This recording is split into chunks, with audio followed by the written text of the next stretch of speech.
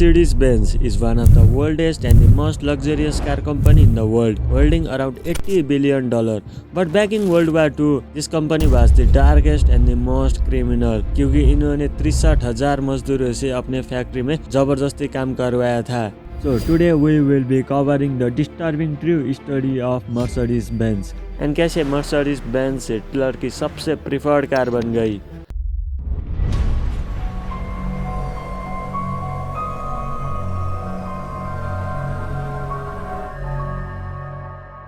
Karl Benz की जन्म नवंबर 1844 Germany के मुरबर्ग में हुआ था. उनके पिता एक लोकोमोटिव ड्राइवर और माँ एक हाउसवाइफ थी. जब कार्ल 2 साल के थे उनके पिता की डेथ हो गई और उनके माँ को काफ़ी मेहनत करना पड़ा कार्ल को पालने के लिए.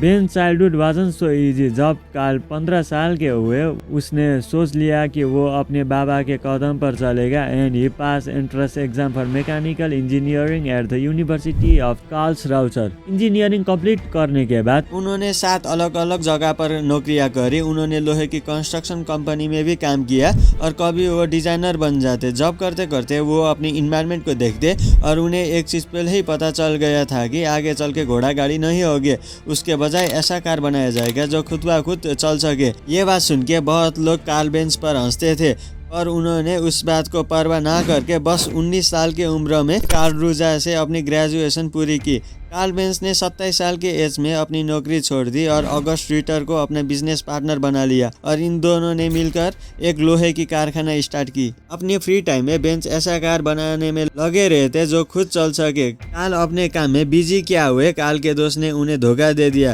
कार्ल बहुत फ्रस्ट्रेट थे. उन्हें कुछ पता नहीं चल रहा था कि वो क्या करे, क्योंकि उनके बिजनेस पार्टनर ऑगस्ट रिटर के पास भी कंपनी के शेयर थे और इसके लिए वो अपनी कंपनी नहीं छोड़ सकते थे क्योंकि उनके घर इसी कारखाने से चलता था. बट लकीली कार्ल एक लड़की से प्यार करता था जिसने उसे इस मुसीबत से बाहर निकाला, बर्था रिंगर, जो बाद में जाके कार्ल की वाइफ बनी. बर्था ने कार्ल को इस सिचुएशन से बाहर निकालने के लिए अपने दहेज के पैसे से ऑगस्ट रिटर के सारे शेयर्स खरीद लिए, जिसकी वजह से अब उस कंपनी के सिर्फ 2 ही ओनर थे, बर्था एंड कार्ल बेंज. और अगले 10 सालों तक इन्होंने बहुत से पेटेंट अपने नाम किए, जैसे 1879 में gasoline 2 stroke engine, spark plug, carburettor, clutch, gear shift and speed regulator. But इतना पेटेंट पाने के बाद भी यह कंपनी पैसा नहीं कमा पा रही थी, जिसकी वजह से इन 1882 कार्ल बेंज अपने कंपनी के कुछ शेयर्स इन्वेस्टर को बेच देते हैं for certain amount of money. But at the end Karl Benz के पास कंपनी के सिर्फ 5% ही शेयर रहे, जिसकी वजह से बाकी इन्वेस्टर्स ने कार्ल को डिमोट कर दिया एंड बाद में जाके कार्ल ने भी उस कंपनी को छोड़ दिया और एक बार फिर कार्ल जेरो पर आ गए.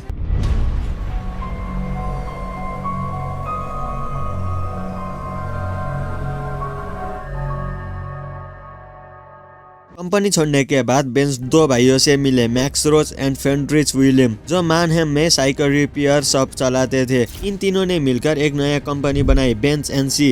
ये कंपनी काफी तेजी से प्रोग्रेस कर रहा था. 1885 में अपने 25 स्टाफ के साथ मिलकर उन्होंने एक ऐसी कार बनाई जो खुद चल सके और इसका नाम दिया बेंज प्रेटेंट मोटर वैगन. और ये कार की स्पीड 7 माइल्स पर आवर थी और जब ये मॉडल 1 की पब्लिक डेमोन्स्ट्रेशन हो रही थी तब ये मॉडल सीधा दीवार के साथ जाकर टकराई और एक्सप्लोड हो गई, जिसकी वजह से ये मॉडल काफी कम बिका. सबने इसकी वजह से कार्ल को बहुत क्रिटिसाइज करना स्टार्ट कर दिया, ये कहकर कि ये घोड़ा से काफी धीमी चलती है, ये काफी जल्दी टूट जाती है और तो और ये फ्यूल भी काफी ज्यादा कंज्यूम करती है. बट उसके अगले ही साल इन 1889 इन्होंने मॉडल 2 निकाला और इसके भी 2 साल बाद मॉडल 3. और बेंज की वाइफ को पूरा भरोसा था कि ये मॉडल 3 बहुत अच्छा परफॉर्म कर सकता है अगर इसकी पब्लिसिटी अच्छे से कर सके तो. बट ये मॉडल भी एकदम धीमी थी और इसके साथ एक मैकेनिक उनके साथ हमेशा चाहिए था फॉर रिपीटेड मेंटेनेंस. और इसकी एक प्रॉब्लम ये भी थी कि ये मॉडल बहुत एक्सपेंसिव था. But in 1888 August 4 Carl's wife Bertha ने कार्ल को बिना बताए एक बहुत बड़ा स्टेप ले लिया.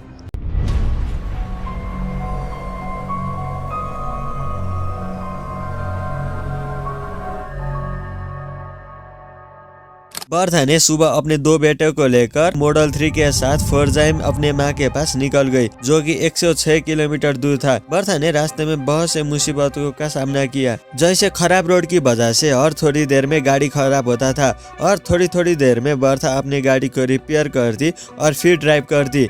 बीच में फ्यूल की प्रॉब्लम से बर्था काफी परेशान हुई, साथ ही उनके कार ब्रेक्स पूरी तरीके से घिस गई थी क्योंकि वो लकड़ी की थी। इस 106 किलोमीटर को कवर करने के लिए बर्था को 12 घंटे का समय लगा। वहाँ जाके बर्था ने अपने हस्बैंड को टेलीग्राम से बताया कि वो सेफली अपने घर पहुँच गई है। थोड़े दिन बाद बर्था कार्ल बेंज के पास आई, वो भी उसी कार में, और इस ट्रिप की वजह से उनके कंपनी को बहुत पब्लिसिटी मिली। इवन ब्रेक्स की इम्प्रूवमेंट के बारे में भी बर्था ने बताया। इस तरह पहली बार एक वाइफ ने अपने हस्बैंड के इन्वेंशन को दुनिया के सामने लाया। बर्था के इस हरकत के वजह से in 1890 Benz and C became the second largest engine manufacturer in Germany। इतना ही नहीं, इनके इंटरनल कंजप्शन इंजन बहुत ज्यादा बिका। अपने बिजनेस पार्टनर के रिकमेंडेशन में in 1893 he invented Benz Victoria which was more luxurious and ये कार 17 किलोमीटर पर आवर की स्पीड से चल सकता था। टाइम फॉरवर्ड टू 1899 में इन्होंने पूरी दुनिया में around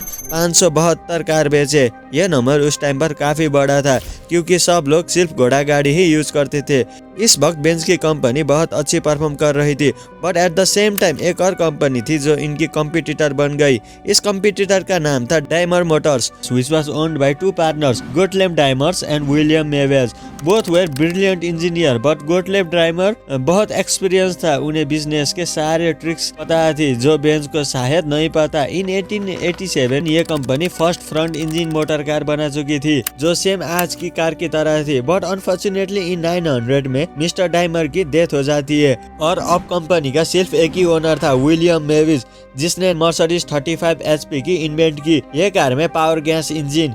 the car body was wider and larger, जो कि टेलर्ड स्टील कैसिस से बनी थी, जो कि स्पेशली रेसिंग के लिए बनाया गया था, with the special request of a wealthy man Emil Jellinek, जिसने अपनी बेटी के नाम पर कार बनाने को बोला था मर्सिडीज। ये मॉडल 90 किलोमीटर पर आवर की स्पीड से चलता था, जिसकी वजह से यह मॉडल बहुत फेमस हुआ। फर्स्ट वर्ल्ड वॉर के वजह से ग्लोबल इकोनॉमी में काफी इफेक्ट पड़ा, स्पेशली इन जर्मनी, जिसकी वजह से बोथ बेंज एंड डाइमर के कार नहीं बिक रहे थे।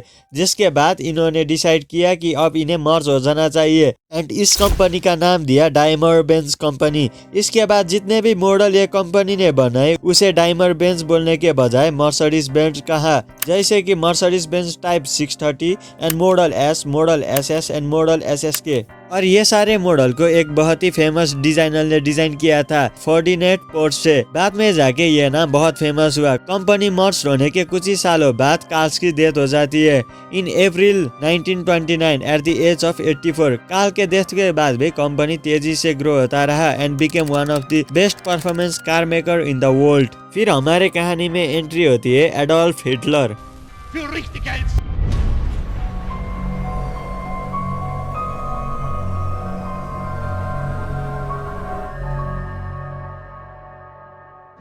In 1933 जब हिटलर का रूल स्टार्ट हुआ, he wanted to show German engineering and technology to world। Hitler को मर्सिडीज बेंज बहुत पसंद था एंड वो भी खुद उसमें ट्रैवल किया करते थे। उसने वर्ल्ड को जर्मनी के कार पावर दिखाने के लिए इंटरनेशनल मोटर स्पोर्ट को चूज किया। इंटरनेशनल रेस में इन्वॉल्व होने के लिए हिटलर ने डाइमर बेंज कंपनी को बहुत ही अच्छा फंड प्रोवाइड करना स्टार्ट कर दिया for making world's fastest car ever. उस समय डाइमर बेंज की तरह कोई भी कार कंपनी उतना टाइम और पैसा इन्वेस्ट नहीं करती थी, बट डाइमर बेंज डिड। 1934 से 1939 में जितने भी रेसेस हुए उसमें से ज्यादातर रेस डाइमर कार ने ही जीते। उस वक्त डाइमर बेंज कंपनी के कार 200 माइल्स पर आवर की स्पीड से रेस करता था with their W2F and W12F model. But उस टाइम एक और कंपनी थी जो मैक्सिमम कार रेस जीत रही थी, ऑटो यूनियन, जो कि जर्मनी का ही कंपनी थी। बिटवीन 1935 टू 1937 ये कंपनी ने ऑलमोस्ट 25 रेसेस जीते। इस सक्सेस के बाद जर्मनी को मोटर स्पोर्ट इवेंट्स में वर्ल्ड में टॉप पे ले दिया, specially Mercedes Benz which even became the Hitler's preferred car. फिर 1939 में वर्ल्ड वार सेकेंड स्टार्ट हुआ, जिसके दौरान हिटलर ने जर्मनी के मैक्सिमम कंपनी को कहा कि वो अब सिर्फ आर्मी के लिए ही प्रोडक्ट बनाएंगे, like military vehicles, submarines, tanks and aircraft engine. फिर डाइमर बेंज कंपनी ने भी अपने मेन प्रोडक्ट को शिफ्ट कर दिया। हिटलर ने बेंज कंपनी को जब और ट्रक्स बनाने को कहा, पहले तो कंपनी ने फीमेल वर्कर हायर किए और जब इससे भी बात नहीं बनी तो जो जूइश प्रिजनर होते हैं उन्हें वर्कर बना के उनसे जबरदस्ती काम करवाया। एक टाइम पर 63,000 प्रिजनर डाइमर बेंज के लिए काम करते थे। And when the war ended in 1945 because of Potsdam agreement, जो भी जर्मनी के अलावा फॉरेन में इनका ब्रांच था वो सब इनसे ले लिया गया। सिर्फ जर्मनी वाले मैन्युफैक्चर प्लांट ही इनके पास रहे। 1946 के बाद मर्सिडीज बेंज ने ambulance, police vans and delivery vans banana start कर दिया। अराउंड देयर 170 भी मॉडल्स। 1947 से मर्सिडीज बेंज ने फिर एक बार और नॉर्मल पैसेंजर व्हीकल बनाना स्टार्ट कर दिया। 1954 में बिलियंस डॉलर का प्रॉफिट अचीव कर चुका था। टाइम फॉरवर्ड टू 2023, आज इन्होंने मर्सिडीज बेंज की इमेज इतनी अच्छी बना दी कि 2023 में इन्होंने टोटल 24,91,600 गाड़ियाँ बेची। बट ये कुछ भी पॉसिबल नहीं होता अगर कार्ल बेंज ने पहले हार मानी होती। Because of his humble background, challenges and have the courage to turn his dream into a reality, it becomes possible.